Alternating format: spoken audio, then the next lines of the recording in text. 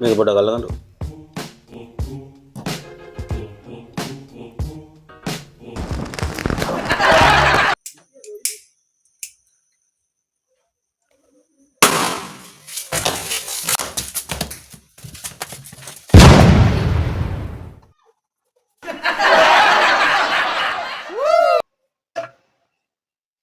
මේ salmon tin එක කඩලා දෙන්නකො ඇවිල්ලා කඩා ගන්නවත් බෑ අප්පා ඒක පීයෙන්. අයියෝ මටම කියන්නේ පොඩ්ඩක් ඔක ඔළුව පාවිච්චි කරලා කඩා ගන්නවා. කොලින් කියන්න එපයි රෙද්ද. මේ රෑට මොනවද උයන්නේ? රෑට නේ සම්බෝලයක් හදලා ගන්න. ඇහෙන්නේ රෑටනේ සම්බෝලයක් හදලා ගන්න. මොකද්ද? රෑටනේ ඔය සම්බෝලයක් හදලා ගන්නකො කරවල කෑල්ලක් බෙදලා. මොකද්ද? කඩෙන් කමු. හා කඩෙන් කමු. Oh my god.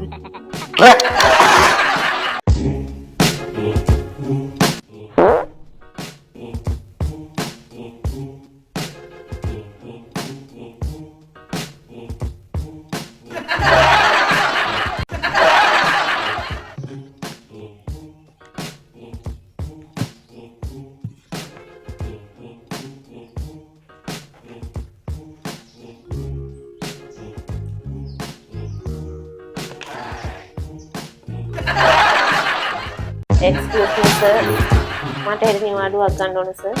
ගිය සතියේත් නිවාඩු කීයක් ගත්තද දැන් ඔයාලා මම ගිය සතියේත් නිවාඩු ඊට ඉස්සරින් එපිට සතියේත් මට හොඳට මතකයි නිවාඩු ඉල්ලගෙන ආවා. එහෙම නිවාඩු දෙන්න බෑ. මැෂින් එකට කවුද දාන්නේ කියලා බලන්නකෝ. ට්‍රේනින් ලයින් එකෙන් වත් බැයිද සර් කවදාවත් නිවාඩුවක් දෙන්න? මේකයි ඉතින් නිවාඩු දීලා මෙතන අපිට කම්පැනි එක පාඩු කරගන්න බෑනේ ඔයාලට. එහෙම වුණොත් මම ගන්නවා කට්ටිය. අර සුදර්ශන මිස්ටර් කියන්නේ කියලා. සර් මට කතා කරේ. මොකක්ද අර ළමයා මේ හැමදාම නිවාඩු ඉල්ලගෙන ඉන්නේ? ඒ ළමයාට ක්ලිනික් යන්න තියෙනවා අම්මත් එක්ක සර් ඒක. බෑ එහෙම බැයි නම් ඒ නිවාඩු දෙන්න දෙයක් නැහැ. ඒ පොරොක කතන්දර වලට. මේ වෙන ගැටලු නැහැනේ සෙක්ෂන් වල. සර් සෙක්ෂන් වල තව ප්‍රශ්නයක් තියෙනවා.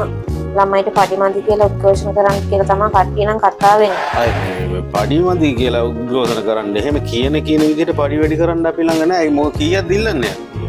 10 ගානේ වගේ තමයි සර්. කොහොම පඩි වැඩි කරන්න කිව්වොත් මේක වහලා දානවා. කට්ටියට කියන්න මේක එහෙන බංකොලොත් කියලා නේද සෙක්ෂන් 5 කී දෙනෙක් ඉන්නවද ළමයි? ඒ කට්ටියට එහෙම පඩි වැඩි කරන්න ගියොත් එහෙම ලොකු ප්‍රශ්නයක් වෙනවා මෙතන. එහෙම කරන්න බෑ. මේ ඕක ගොඩින් සේව් කරගන්න වෙනවා. මේ ඒ හින්දා සෙක්ෂන් 5 සුපර්ස්ලා 5 දෙනා ඉන්නවා. 5 දෙනාට අපි මම 10 ගානේ පඩි වැඩි කරලා දෙන්න. වැඩේ කරන්න පුළුවන්ද? හරි සර් කරලා දෙන්න. සර් බයෙන් පප්පෙක් කරලා දෙන්න.